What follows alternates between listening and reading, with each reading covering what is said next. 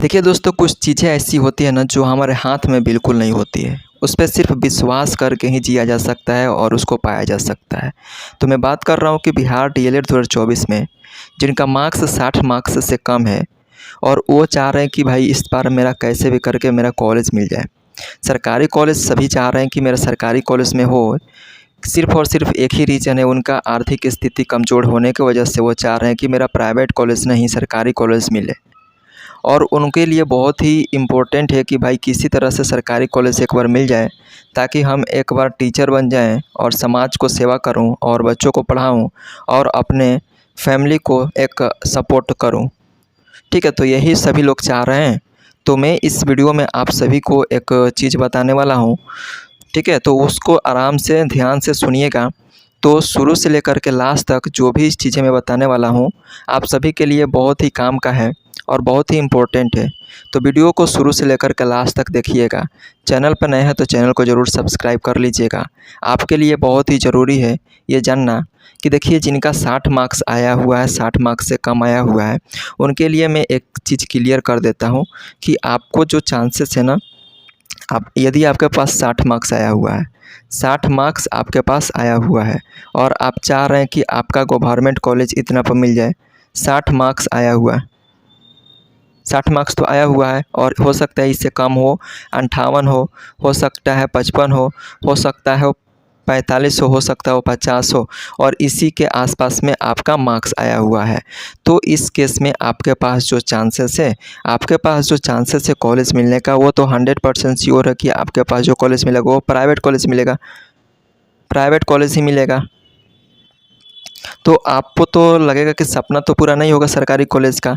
तो अब क्या करिएगा? अब करना क्या होगा आपको क्या करना होगा? अब सिर्फ़ और सिर्फ एक ही रास्ता है आपके पास कि आप किसी तरह से आप चाहते हैं कि हम डीएलएड कोर्स करें और डीएलएड कोर्स करने के बाद से मैं एक टीचर बने और टीचर बन कर के अपने समाज की सेवा करें और अपने जो फैमिली है उसका सपोर्ट करें। तो आपके लिए अब एक ही रास्ता है, सिर्फ प्राइवेट कॉलेज। ठीक है दोस्तों, अब आपको प्राइवेट कॉलेज ही जाना पड़ेगा और इसमें जाकर के इस कोर्स को कंप्लीट करना पड़ेगा और आगे का जो रास्ता है वो आपको बनाना पड़ेगा। तो मैं बात कर रहा हूँ कि आज जो स्थिति है प्राइवेट कॉलेज का, क्या स्थिति है, थोड़ा सा उसके बारे में भी हम समझ लेते हैं कि उसका जो फ़ीस है आपका कॉलेज का, वो निर्धारित किया गया है 1,20,000। 1,20,000 रुपया आपको देना होगा प्राइवेट कॉलेज का। और ये 1,20,000 जो निर्धारित किया गया है, हो सकता है ये ऊपर ही जाए, नीचे तो नहीं आने वाला है, ये आपको कन्फर्म हो गया होगा। 1,20,000 कन्फर्म किया गया है, लेकिन ये हो सकता है 1.5 लाख से लेकर के 1,80,000 तक जा सकता है और अपना खर्चा इससे आप खुद से जोड़ सकते हैं। सभी मिला कर के इस कोर्स को कंप्लीट करने में आप लोग को जो खर्चा लगने वाला है 2 लाख, मतलब 2 लाख के करीब लगने वाला है, 2 लाख के करीब लगने वाला है।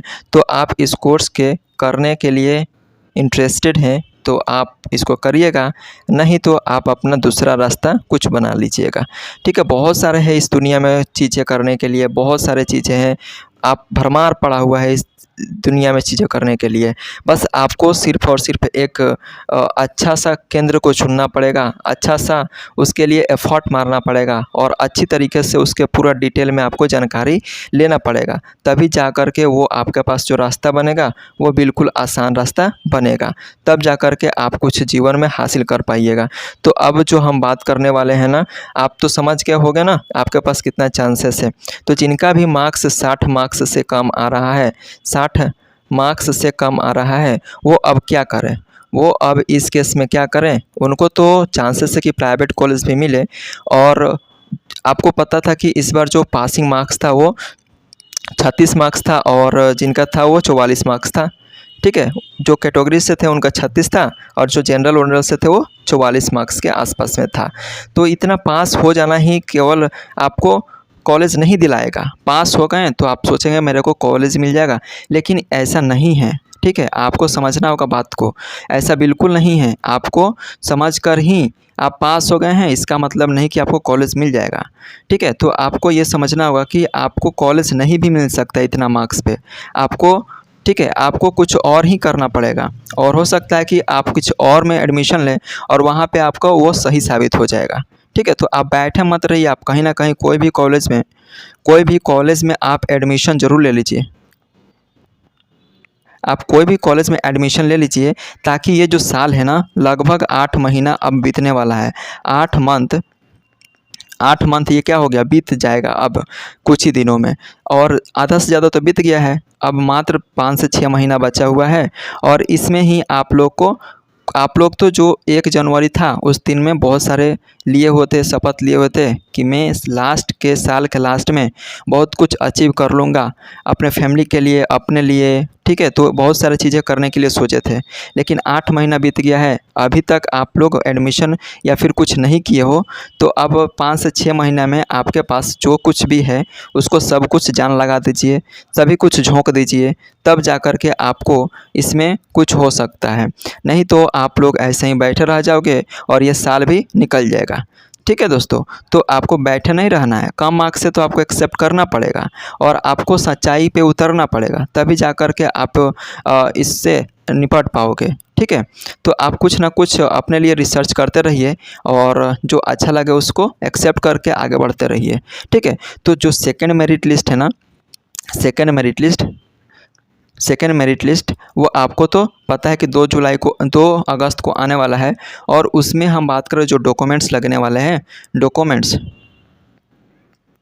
जो डॉक्यूमेंट्स लगने वाले हैं वो तो हम बता चुके हैं कि जो आपका 10th 12th का मार्कशीट और जो भी सर्टिफिकेट है वो लगेगा ही लगेगा, और इसके अलावा जो किसी भी कास्ट से हैं तो कास्ट सर्टिफिकेट लगेगा। इसके अलावा आपको फ़ोटो लगेगा, आपके पास शपथ पत्र लगेगा। ठीक है, तो बहुत कुछ चीज़ें लगने वाली है, तो हम बता चुके हैं उसके लिए, और हो सकता है कि अलग अलग कॉलेज में वो अपना जारी करें।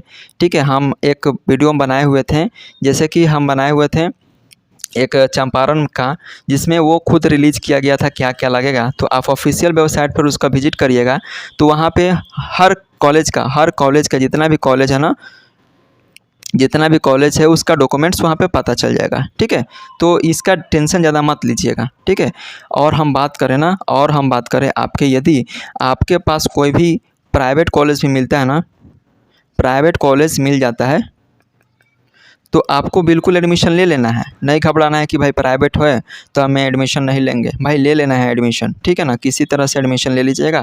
हो सकता है कि इसका जो एडमिशन का प्रोसेस है लास्ट से स्टार्ट हो, लास्ट राउंड में इसका प्राइवेट का जो एडमिशन है वो स्टार्ट हो जाए। सेकंड में हो सकता है कि सरकारी का ही जितना सीटें बचा हुआ है वो आपका फिल किया जाए, उसके बाद से प्राइवेट का एडमिशन हो जाएगा।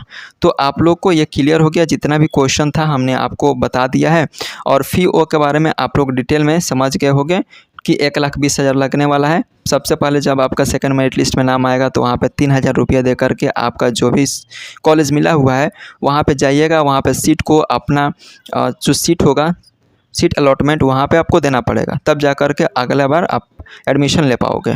और एडमिशन जो लगेगा आपका फ़ी वहाँ पे आपको पे करना पड़ेगा अलग से। ठीक है, तो आप लोग समझ गए होंगे। चलिए, आपको जो भी डाउट है वो कमेंट में पूछ लीजिएगा। मिलते हैं नेक्स्ट वीडियो में, आज के लिए इतना ही। बहुत बहुत धन्यवाद।